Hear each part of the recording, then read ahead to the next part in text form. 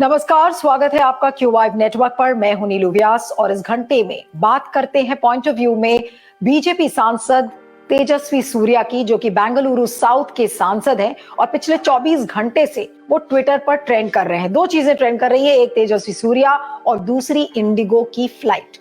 अब आपको बताते हैं 10 दिसंबर को ऐसा लग रहा है कथाकथित रूप से कि एक पैसेंजर ट्रैवल कर रहा था जिसने की गलती से या जानबूझकर जो इमरजेंसी एग्जिट बटन है उस इंडिगो फ्लाइट का दबा दिया। और ये तब की बात है जब प्लेन ऑलरेडी रनवे पर था और टेक ऑफ करने वाला था।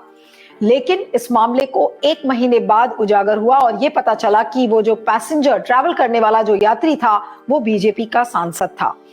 इसको लेकर एयरलाइंस यानी कि इंडिगो एयरलाइंस चुप थी, डीजीसीए चुप था, पैसेंजर के नाम को कवर अप किया गया, उसको छुपाया गया और ये बताया जा रहा है कि तेजस्वी सूर्या ने माफी मांग ली, अपोलोजाइज कर दिया, फिर उनको बोला गया कि वो पीछे की सीट पर जाकर बैठ जाए। तो क्या इतना काफी है? पैसेंजर सेफ्टी के साथ किस तरीके से तेजस्वी सूर्या ने समझौता किया है, आज वो सवाल है। इस मामले को सुओ मोटो इन्वेस्टिगेट क्यों नहीं किया गया? इस मामले में तेजस्वी सूर्या को पूरा तंत्र बचाने में क्यों लग गया है? इस मामले पर हम बातचीत करेंगे। इस समय हमारे साथ सत्यहिंदी.com के फाउंडिंग एडिटर शैलेश जी हैं। शैलेश जी, आपका स्वागत है क्यू वाइब नेटवर्क पर। और सर, जो कथाकथित रूप से ये लग रहा है कि तेजस्वी सूर्या ही वो पैसेंजर थे जो ट्रैवल कर रहे थे और इस चीज को उजागर किया शशिकांत सेंथिल ने, जो कि IAS ऑफिसर हैं। उन्हीं की ट्वीट के बाद ये खबरें सुर्खियों में आई हैं, वरना किसी को पता भी नहीं था कि तेजस्वी सूर्या वो यात्री थे जो ट्रैवल कर रहे थे फ्रॉम चेन्नई टू तिरुचिरापल्ली और उस समय ये हादसा हुआ था। तो क्या कहेंगे, क्या बीजेपी उनको पूरी तरह से बचाने में लग गई है? अभी तक बीजेपी की तरफ से ऐसा कोई संतुष्ट या क्रेडिबल कोई ऐसा जवाब नहीं है कि उसमें कोई प्यूनिटिव एक्शन लिया जाए। धन्यवाद नीलू जी। जो कुछ अभी तक सामने आया है उससे तो यही लगता है कि बीजेपी इस मामले को दबा रही थी और उसका एक बड़ा सबूत तो ये भी है कि 10 दिसंबर की घटना है और आज हम 18 जनवरी को उस पर बात कर रहे हैं। मतलब करीब करीब 1 महीने से ज्यादा, लगभग 1.5 महीने तक उस पूरे मामले को छिपाया गया और तब सामने आया जब एक पूर्व अधिकारी और अब कांग्रेस के एक सदस्य ने, शशिकांत सेंथिल ने, इसको ट्वीट करके और लोगों के सामने रखा। तो ये आश्चर्यजनक है कि इस तरह की घटना को क्यों छिपा करके रखा गया। ये भी आश्चर्यजनक है कि ये क्यों नहीं बताया जा रहा है कि इस मामले में क्या कार्रवाई की गई। अभी बीजेपी के एक प्रवक्ता जो है वो दावा कर रहे थे कि जो विमान था वो अभी रनवे पर नहीं पहुंचा था, अभी वो टैक्सीवे में भी नहीं पहुंचा था, वो अभी रुका हुआ था। पैसेंजर्स जो है विमान में आ रहे थे और उसी दौरान उन्होंने उसको खोल दिया। पहले तो ये भी कहा जा रहा था कि वो बहुत एक बटन दबा के खोल दिया।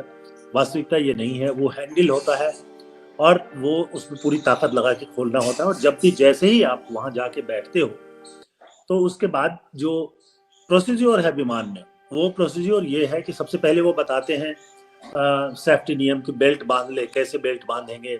उसके बाद ऑक्सीजन मास्क जो है वो कहाँ से आएगा, इमरजेंसी डोर्स कहाँ पर है ये, और फिर जहां जहां इमरजेंसी डोर है वहां जाकर उस पर बैठे हुए 2 यात्रियों को ये सब बताया जाता है।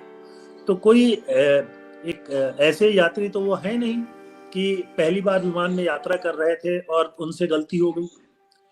न जाने कितनी बार उन्होंने विमान में यात्रा की होगी। और आजकल जो है इंडिगो जैसी जो एयरलाइंस है वो उसमें फर्स्ट क्लास नहीं होता, एग्जीक्यूटिव क्लास नहीं होता, मतलब सीनियर क्लास नहीं होते, सब एक ही कैटेगरी के क्लास होते हैं। तो जो सीटें जो ये एग्जिट द्वार के पास होती हैं, दरवाजे के पास होती हैं, या 1-2 नंबर की जो सीटें होती हैं, ये सब जो हैं वो वीआईपी सीट्स होती हैं।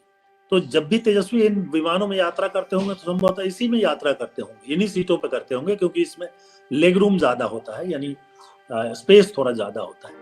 तो कुल मिलाकर के अगर ये घटना हुई थी और इससे कोई हादसा नहीं हुआ, तब भी ये जिम्मेदारी जो है वो एयरलाइन की भी थी कि वो पैसेंजर का नाम बता देता, घटना के बारे में लोगों को जानकारी दे देता।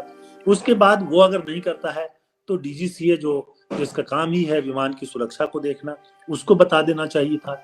और उसके बाद तीसरा नंबर पर आता है कि जो हमारा विमान मंत्रालय है, उड़ान मंत्रालय है, उसको बता देना चाहिए था। तो तीनों में से किसी ने नहीं बताया, तो आखिर क्यों नहीं बता रहे?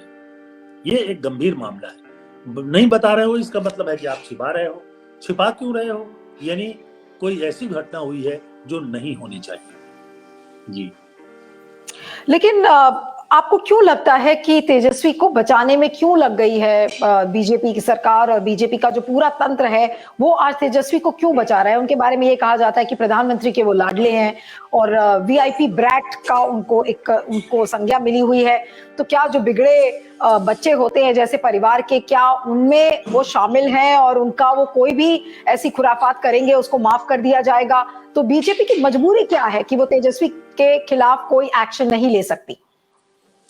देखिए, बीजेपी और खास तौर पे जो 2014 के बाद की बीजेपी है, जिसका नेतृत्व प्रधानमंत्री नरेंद्र मोदी जी और अमित शाह जी करते हैं, उसकी एक विशेषता है।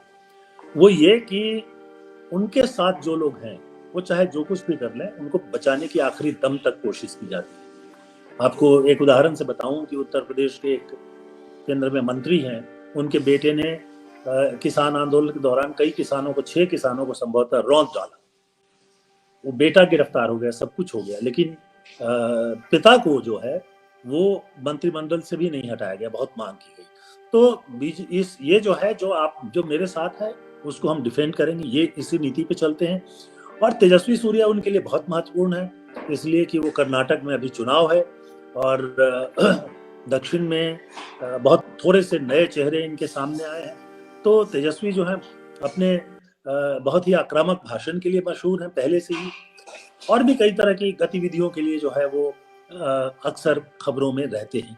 तो नेचुरली बीजेपी इस समय चुनाव से पहले जाहिर सी बात है कि कोई और समस्या मोल नहीं लेगी, और इसलिए उनके हिसाब से ये बहुत छोटी घटना है। हालांकि ये घटना ऐसी है कि इस तरह की लापरवाही से पूरा विमान जो है वो दुर्घटनाग्रस्त हो सकता था और यात्रियों की जान खतरे में पड़ सकती थी, लेकिन फिर भी इसको दबा ही दिया गया।